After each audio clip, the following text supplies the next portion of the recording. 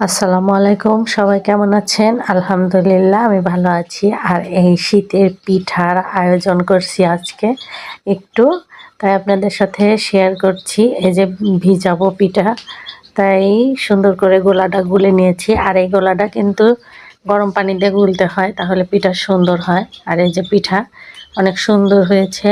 আর আমি এই যে দুধে ভিজিয়ে দেব। পিঠা ভেজে ভেজে একদম দুধের মধ্যে দিয়ে দেব, তাহলে গরম গরম পিঠা দিলে সুন্দর হয়, ভিজবে ভালো। আর আমি কিন্তু এই দুধে অনেকগুলা নারিকেল কোড়া দিয়ে দিয়েছি, তাই দুধ এরকম লাগছে। দুধ কিন্তু ফাটেনি, সুন্দরই হয়েছে সব কিছুই। আর খেতেও কিন্তু দারুণ মজা হয়েছে, কালারটাও সুন্দর এসেছে। আর আপনারা এভাবে শীতের পিঠা বানিয়ে খেয়ে দেখবেন, ভালো লাগবে। এই দেখুন, অবশেষে আমার ভেজানো পিঠা আপনাদের সামনে নিয়ে চলে আসলাম। দেখুন কত সুন্দর কালারটা হয়েছে। আমার কিন্তু বেশ ভালো লেগেছে। আপনাদের কেমন লেগেছে আর কার কার পছন্দ কমেন্টে জানাবেন। সবাই ভালো থাকবেন। ধন্যবাদ। আল্লাহ হাফেজ।